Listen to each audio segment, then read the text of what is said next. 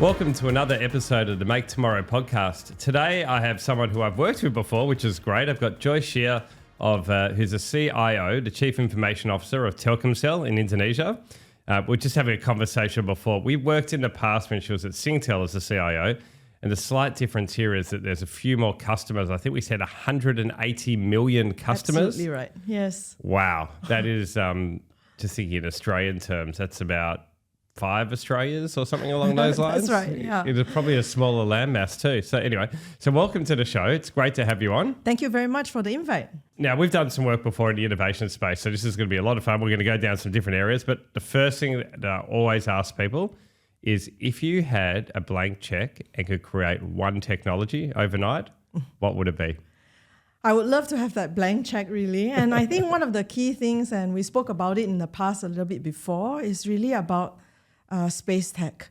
At the end of the day, what we are worried about right now is the sustainability portion on Earth today. And I think there's a lot of efforts being put in place around sustainability.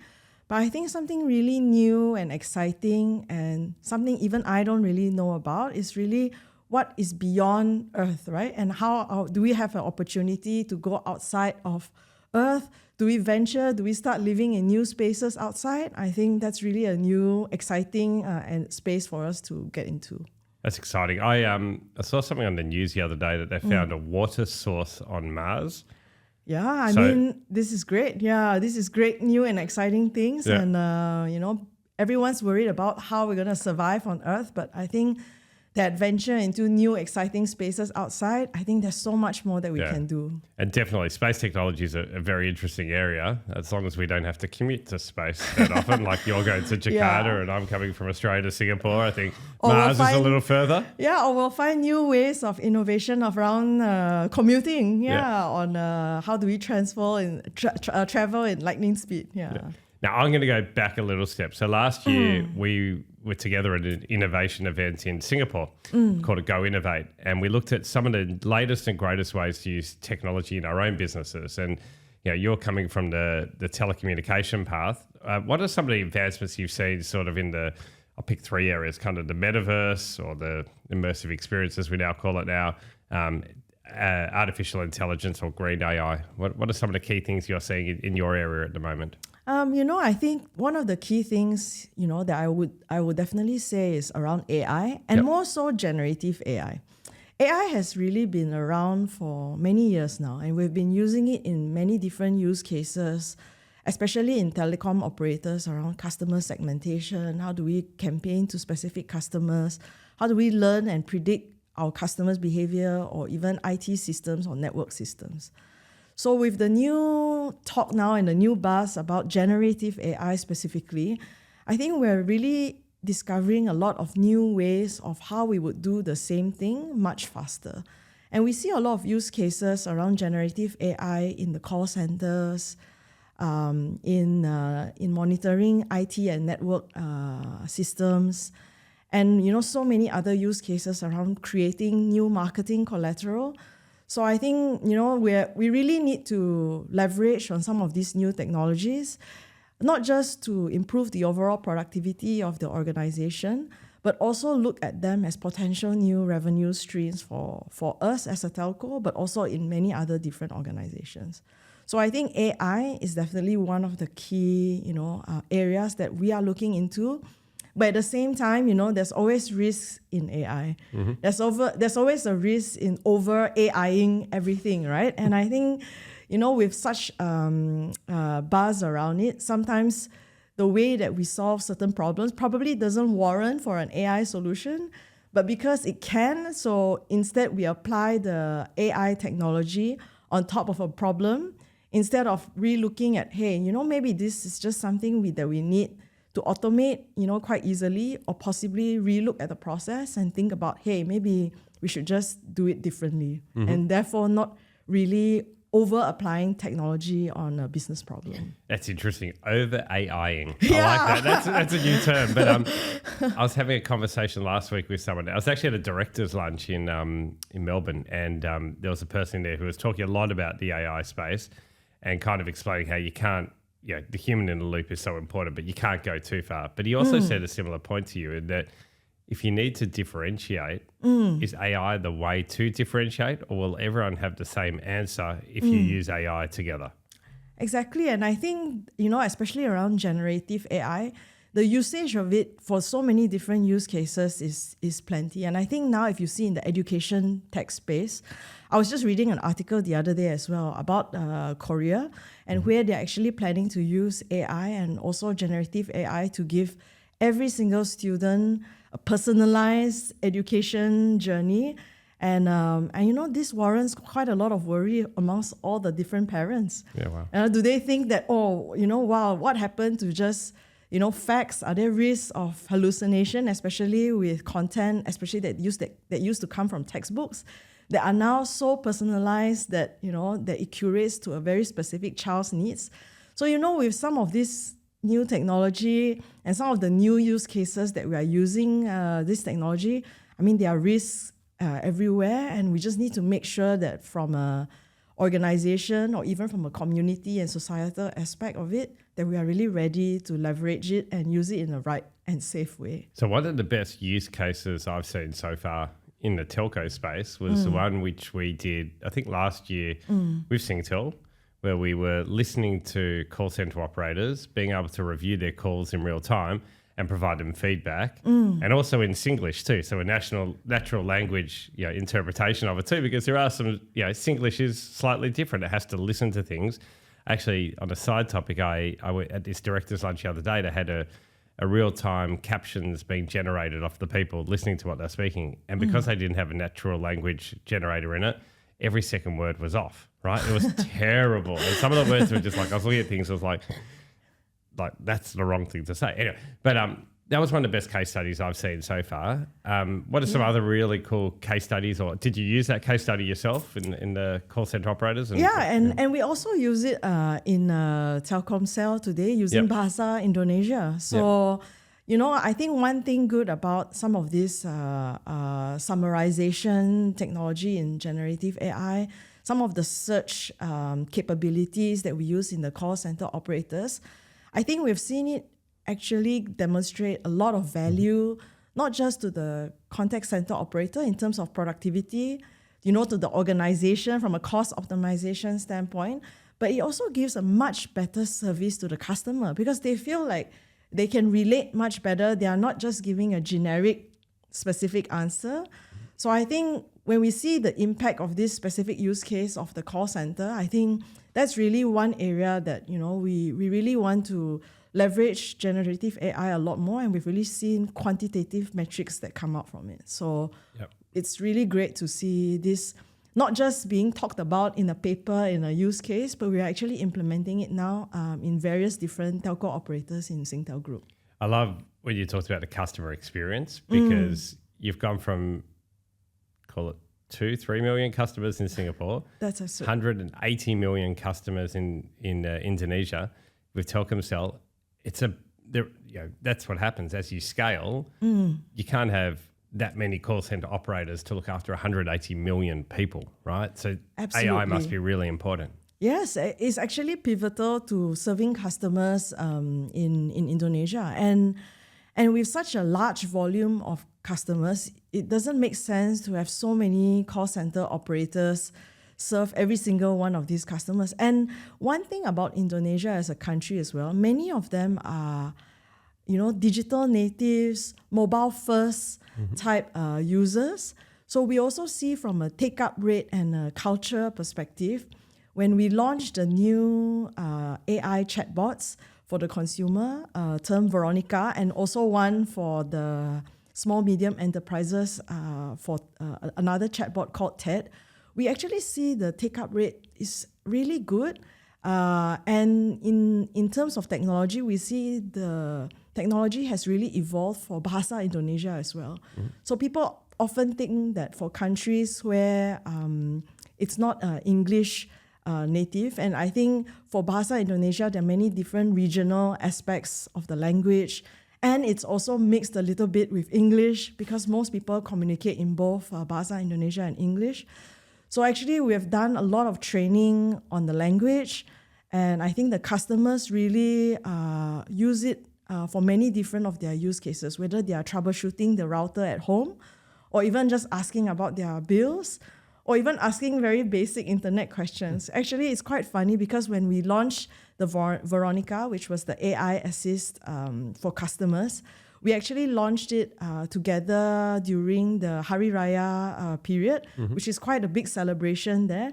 And so we see even customers asking things like, oh, where are the top 5 places that we should celebrate and things like that. So it's really a very engaging platform and channel for the customers. And we've seen the numbers really pick up in Indonesia. So to get to that level and start talking a bit about innovation, because innovation is the key to getting there. I know that's one of your key passions as well around it. How often, how important is innovation in your role within, and does that change because of different marketplaces? If you compare Singapore, Indonesia, and I know you know Australia as well, kind of 3 completely like smaller market, right? Yeah. Singapore, very innovative. Yeah. Australia's big landmass, small people, but also quite innovative. And Indonesia is enormous from the number of population, yeah. Yeah, I think innovation is really important. And I think it's important not just in a telco, but in any organization, right? And I think people often mistake innovation as starting a new product, a new service, a new idea, inventing something.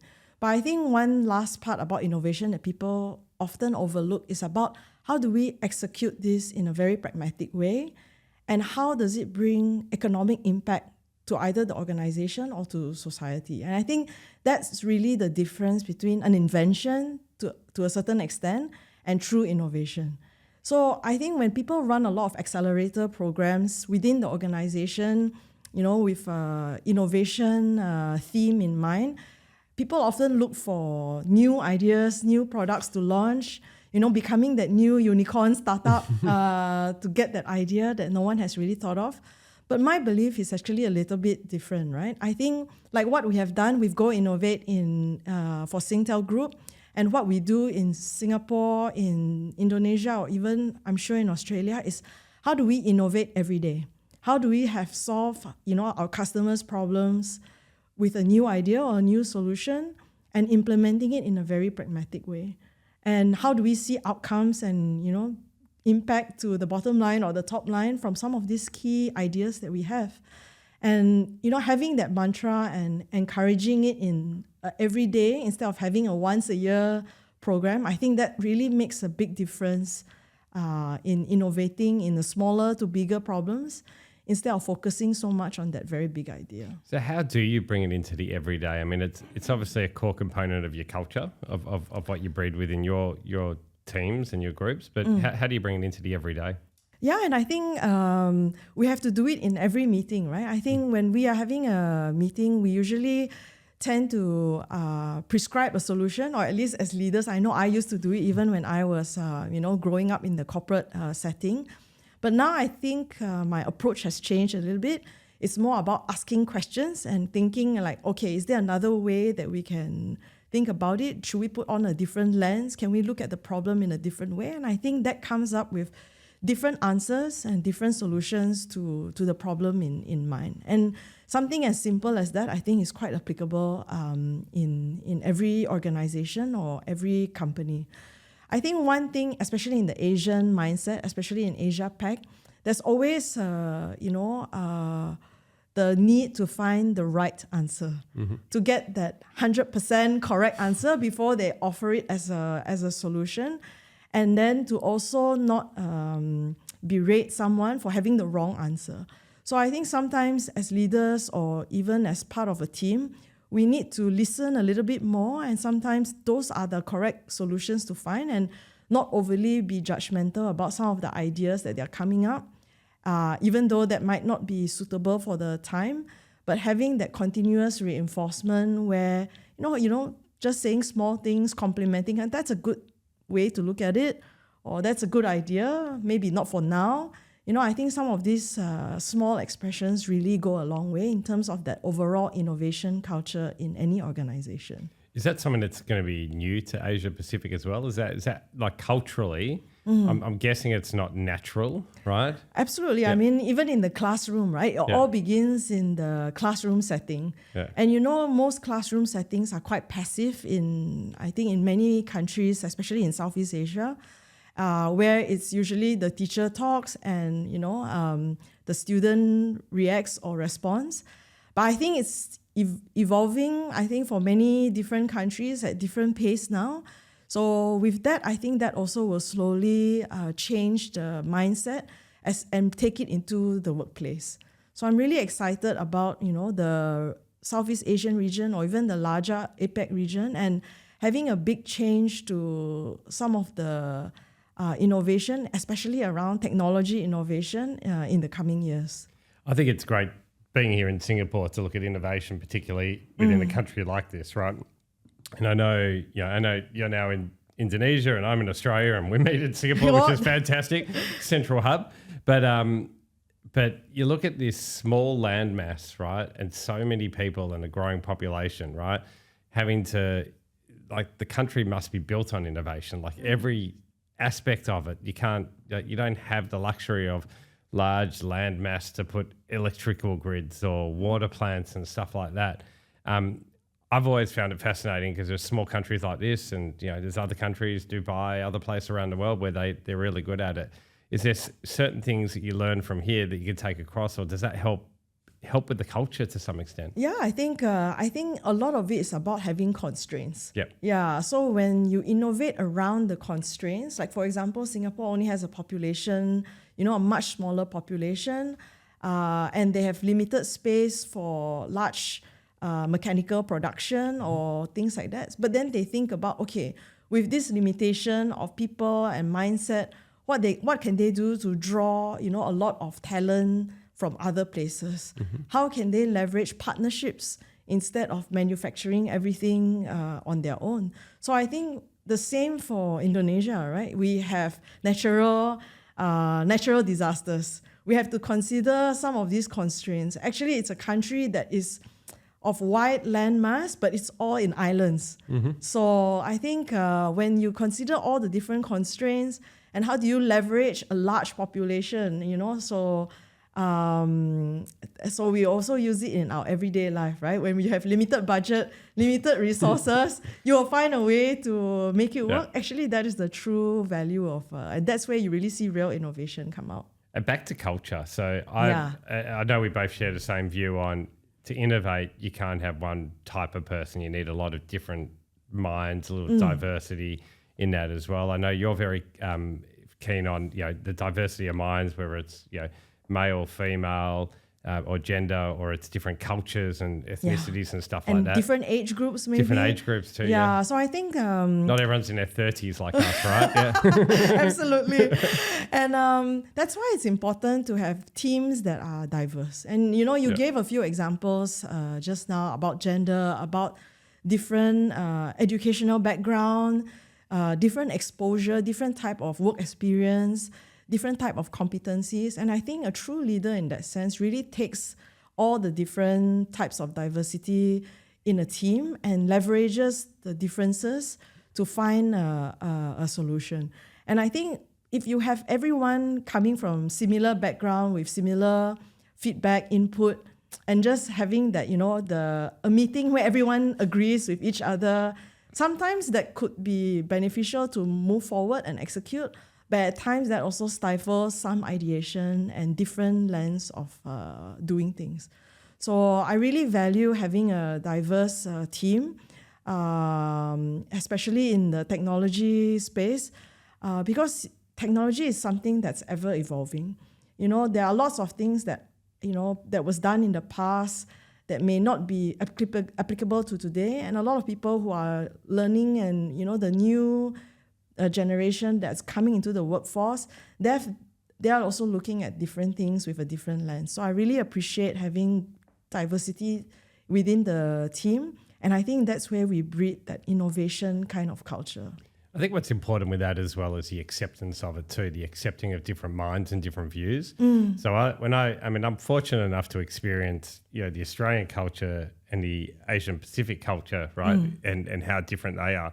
But when you bring the two together, the diversity of the mind is amazing. Like everyone thinks differently, but it's being accepting of that, right?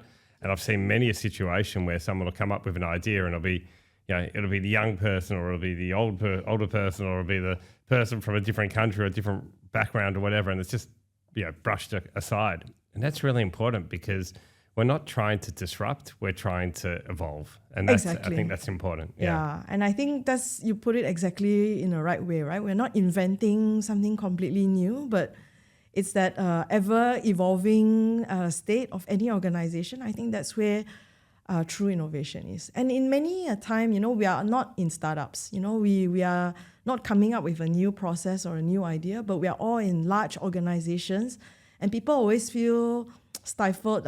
This process, why is this process still there? Or because it's been there for the last 20 years, and why are we still doing this? No one's quite sure exactly why, but let's follow it anyway. So I think there are so many different new ideas that we can explore, and I really hope that that really sustains that new innovation culture in all the different organizations. I think you mentioned it before, back to the classroom, right? The education. So kids in Australia, they go through in primary school. It's like an immersive learning. It's learning through experiences, right? So I'm used to, when you go to class, you sit in this desk and you get your textbook and you go yes, and you listen. It's very passive. Yes. Whereas kids nowadays in certain schools go through this whole experiential learning. It's like go and learn about this and you'll learn it. Yes. I still don't know if I buy into it because, I want my kids to do their times tables in grade 3 and just bang, smash them out. Yeah. And they don't. They're like in year 7 and they're still struggling, but they can learn. They can discover. And I think discovery is one of the core elements of it. Yes, and I think that curiosity of learning and is important, not just in the classroom, but also in the workplace. Because you and I, we play different roles for different organizations, but we can't admit to know every single thing, and an answer that we give might not be perfectly correct all the time. But what we have is that curiosity to learn and to find out new things, new technology, and see whether or not it's applicable to the role that we have and to the business that we run. So I'm also a total buy into the new method of learning, right? I mean, I have 2 kids as well, and they're going through this type of experiential learning. And one of the key aspects is that, you learn at your own pace. So if you are really curious about a very specific topic in mind, you can go to 10,000, levels in depth, so that you can, be it about like planting a seed. You can go crazy about just learning this specific topic rather than to follow a very preset curriculum that the school mandates. So I think having them to discover, to learn, explore, and dare to ask questions out loud or in the internet or wherever is a good source of data, I think is the best way to also cultivate that learning and innovative kind of mindset. And it teaches people as well that asking questions is okay. Because Exactly. I would challenge, like in both our organizations, right, that there are certain people that you just don't ask questions in front of, right? It's like it's seen as a weakness to some extent. But that's the way that we evolve. And we're seeing that. And we're fortunate that we've worked together on these things. And I find like one of the best events we've done was last year at Go Innovate, because we had 3 completely different organizations come together to innovate and come up with the right ideas together, and it worked. Like, I don't know the telco space. Yeah, we're owned by a telco, right? Yes. And then when we come in a room with you and come up with ideas that would help a telco, it was just fascinating for us. Yeah. Yeah, and I think it was a great time where we did come up with some great ideas around the metaverse, around AI, around cybersecurity, which are some of the key trends right now. But at the same time, I think we also saw the challenges, right, which was really something that we don't talk a lot about. Different cultures did come with different ideas and different methods of how we want to approach this. And also, we were all doing it not as a full-time role, but rather as, as any spare time due to our passion for innovation. Yeah. So, one of the learnings that I probably learned from that event is how can we include more different people with a different mindset to really get the outcomes, and really see it through to the actions. I think some of them we've actually seen to fruition, but unfortunately not all of them really have that traction of execution that I spoke about in a true innovation sense. One of my key takeaways from it was probably not even the outcomes of it, it was the relationships from it, right? Because I think to be able to continue to do this, it's being able to find people outside your organization that you can talk to. You can have conversations around and ideas and brainstorm and stuff like that. I thought that was fantastic too. Like really just meeting new people that we could then kind of leverage the relationship. Absolutely, and I think it was a good diverse set of people as well. So what we chose is we deliberately didn't choose everyone who is involved in technology on a day-to-day basis. We had a widespread and diverse group of people from the commercial teams, from the consulting teams, from some of the back office, even like finance and HR, innovating around the key problems that they have on a day-to-day basis, and leveraging the different technology to see whether it will fit the problem statement. So I think that approach to it really helps bring about that technology is not just about. Technology is not the only one that's innovating, but really it's organizational wide, and it's more culture and mindset that we are trying to bring forth. So I'm looking forward to the next Go Innovate event, and hopefully an extension. Maybe now. on one of the islands in Indonesia. That's right. Like so I was just going to extend an invite, maybe to Bali in Bali Indonesia, and an extension to include all the larger associates this time as well. That'd be great. Yeah. Now, I think there's always something behind the person in technology or in any role that has a great impact on what they do. So, and I know we've probably got similar-ish backgrounds, but yes. Tell us a little bit about what you do outside of work that gets you keeps you motivated or curious to learn as well. Yeah, I think from outside of work, I think I've more recently started to pick up golf. Yep. And I actually picked it up during COVID, and it was actually similar to why the reason why I picked it up was similar to what I mentioned earlier. It was due to constraints. So during COVID, and the rules in Singapore were very, very strict. But one of the things that we could do outdoors in a small group of people was golf, because it was a flight of 4, and it was something that you could do outdoors. And because of that was one of the compelling reasons, maybe I should learn to take it up so that I would have an activity here in Singapore. So over the last 2 or 3 years, I've been trying to improve in golf, and it's something completely new to me. And having done other sports before, I generally consider myself as quite athletic with badminton, tennis, table tennis and other sports. So I thought, golf, I'll pick it up fairly quickly. And wow, the experience has not been the same, right? Different golf courses have different feels, different day have different feeling. My results are really inconsistent sometimes. But I guess I take away the enjoyment that I spend time with the family and friends. So I think that's really something that's top of my to-do list post work these days. Yeah. One of my favorite things about golf, and I'm the same. Like I could play tomorrow, and I'll be unbelievable. The next day, yes. I'll be terrible, right? Exactly. And there's no in between. Like and I don't know what the difference is. This is golf, yeah. But one of the great things I love about it is the disconnection that you get from golf, because I hope you're not, but most people aren't walking around with their phone in front of them on Instagram and stuff like that. So that disconnection time to me is really important to reset and recharge the mind a little bit, so that when you come back to your ideas and your innovation or your job, you really thrive with ideas. No, I think you're exactly right. And one of my favorite time out is out in the golf course, or even running per se, because you're just staring at the green. I think that's what I look for in a lot of the outdoor activities, because we spend enough time looking at the phone and looking at the laptop. But when you're running or when you're playing golf outdoors, there's a lot of green, and I think that gives you that certain sense of serenity, of just thinking time. And sometimes it's really the best ideas come during those away times. You know, I come up think after an hour run or something like that, and I think, oh yeah, I didn't think about this, but now that I have time to think, it's given me that opportunity to follow up and think of new ideas. So this is precisely why we have that disconnect time, and you know, it gives us new ideas, or it reminds us of other things that we hadn't thought about in a day-to-day rushing of 9 to 5. Yeah, I think that's my most productive time is after a run, right? Because it all goes through your head, and you can't, like, you have to disconnect on a run. Exactly. I'm trying to get my kids into it too, because it's the only way to get my daughter, for example, she's 13.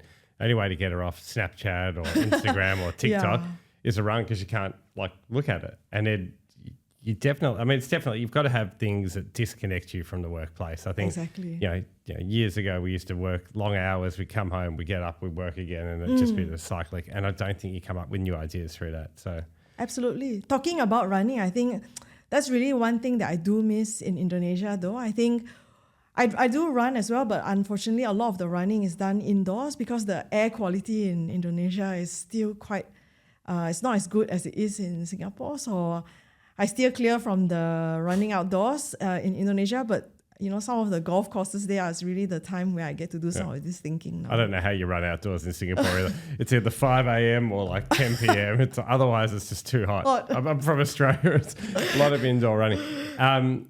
Okay, let's have some quick questions around technologies, right? Okay. So we recently, and we talked about Go Innovate last year, but we recently got the Vision Pro into our innovation centres, Tesseract, etc. Do you see there's a need for Vision Pro, or is it just a gimmick at the moment? I think it's not just about Vision Pro. I mean, looking at the technology, and we had a briefing from someone from Apple who actually shared the key technology about using it and some of their key use cases as a workplace productivity, or even some of the training use cases. I don't think it's a gimmick. I think it's certainly very expensive, that's for sure. But I think there are also other devices that offer similar offerings on how we can leverage on virtual reality or augmented reality to improve our overall productivity at work, at home, and also, you know, and one of the key things that I really felt drawn towards was actually how do we train key technical skill sets, leveraging on the augmented reality and virtual reality together with the headset. I know the key use case so far has been around entertainment and gaming. If for that alone, maybe it's a little bit of a gimmick, but I think if we can introduce, you know, to lighter headsets, longer lasting battery life, I mean, I see a lot of potential for the future for this to be like everyday use, similar to our phones today. You know, you can never see someone separated without a phone today.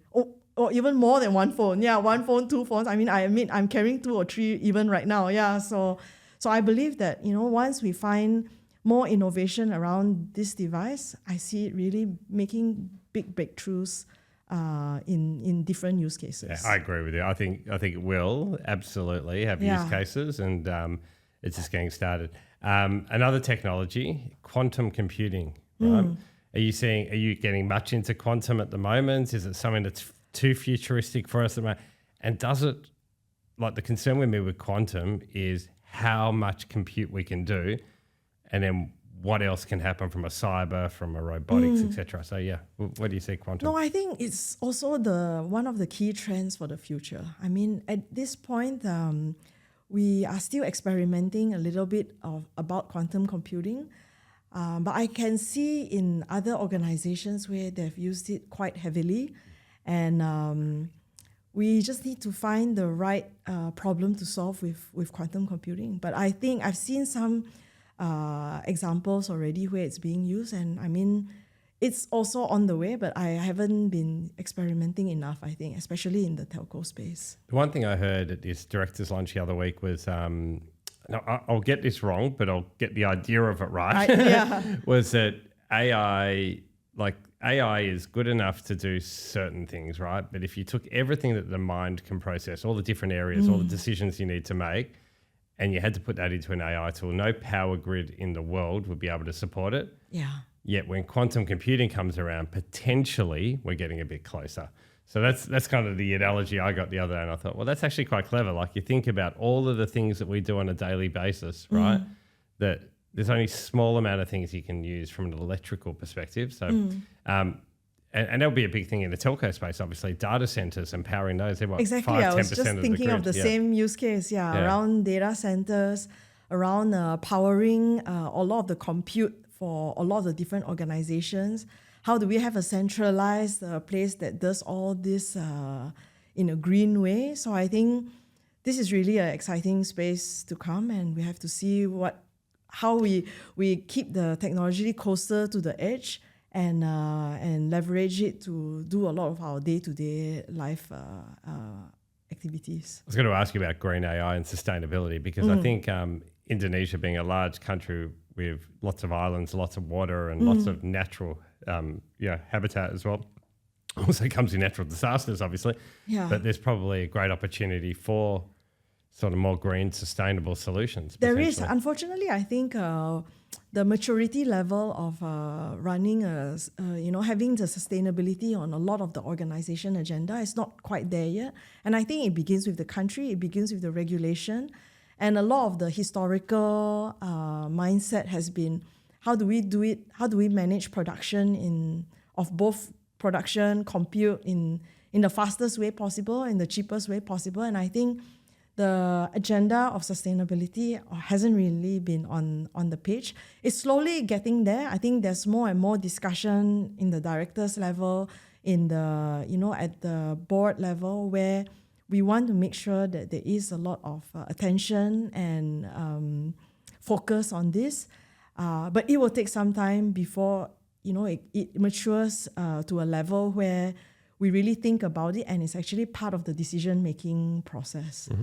At the same time, we do see a lot of autonomous vehicles or EVs being set up in Indonesia. It's actually one of the largest markets now.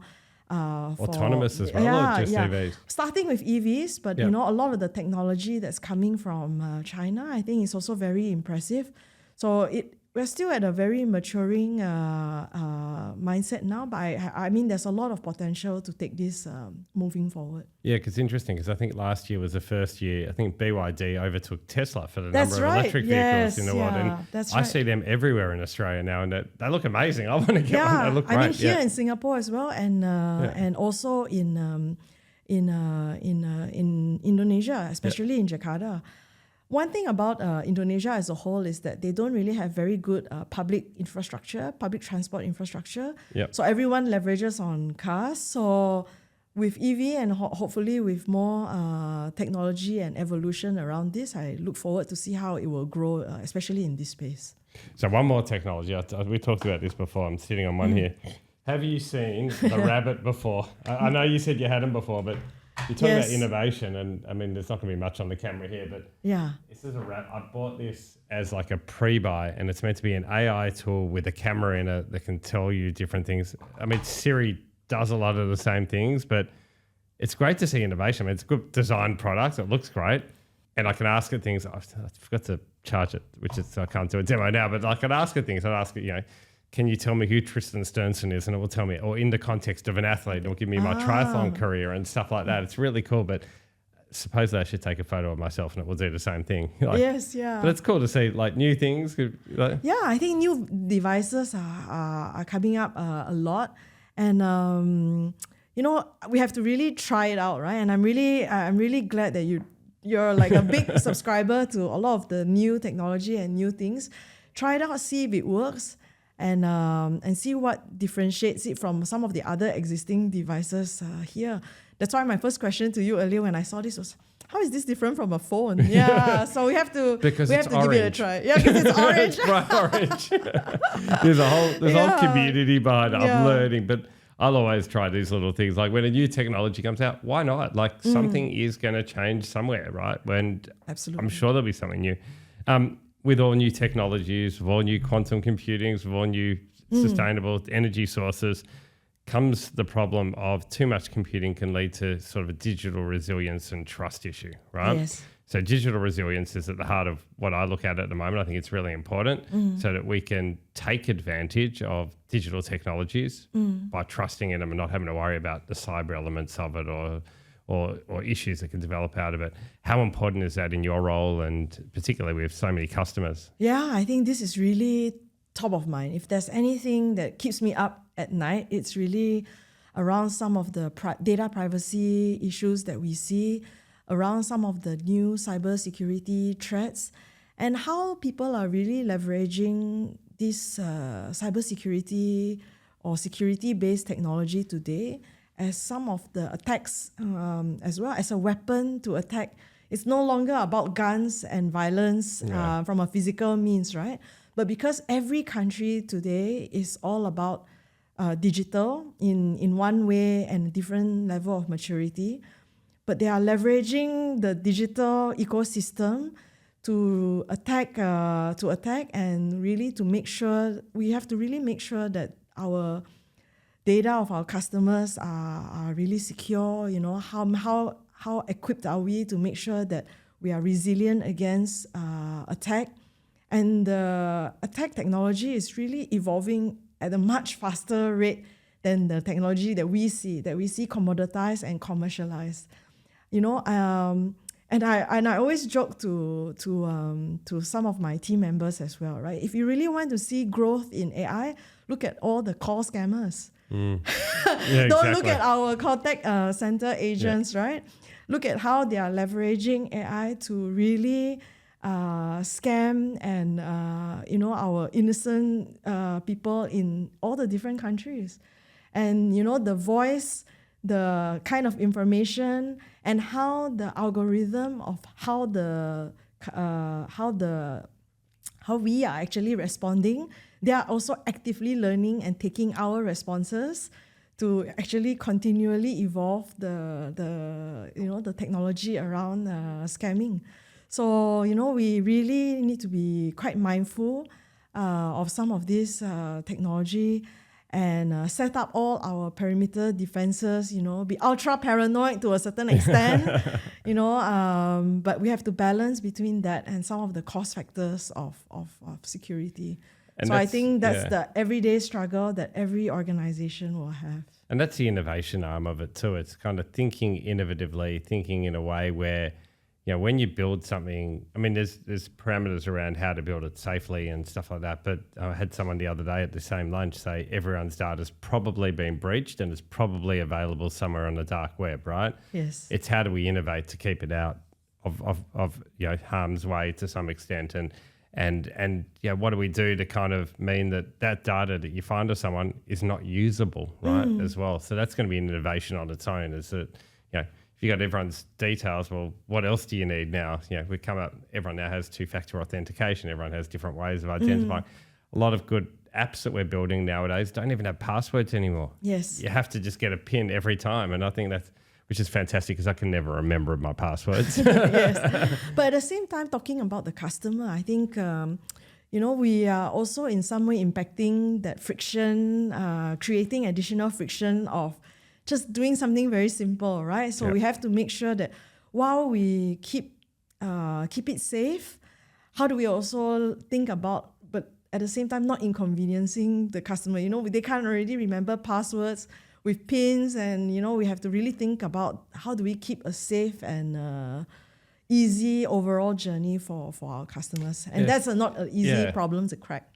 One good one that was that I saw someone talk about before was Apple Pay or just paying on your phone, because you have to physically have the device with you, right? Yes. You have to physically have your face, you have to physically have your phone, and you got to physically be able to pay for something. And that's like, whether that's an innovation or whatever it is, it's a way that we remove friction from the digital process. Yes. Yeah. And keeping it safe, right? Because all this additional authentication is being done, but without additional effort of the customer.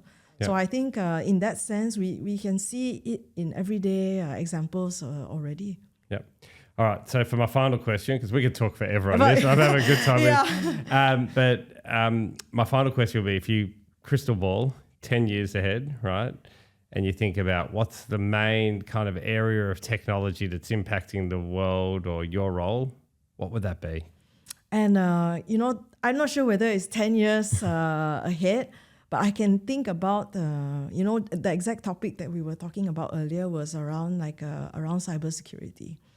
as we go more and more into the digital age, there's less reliance on physical pieces of paper, less reliance on physical brick and mortar stores, and everything is done online, 1 click, 3 click digital. In fact, the easier the customer journey, the better, as we spoke about earlier.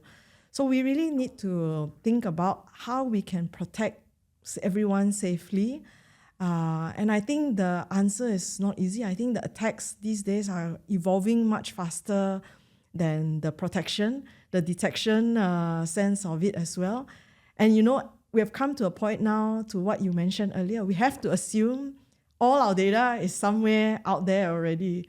And that's because we didn't put enough protection earlier on when the digital side of it was maturing so rapidly.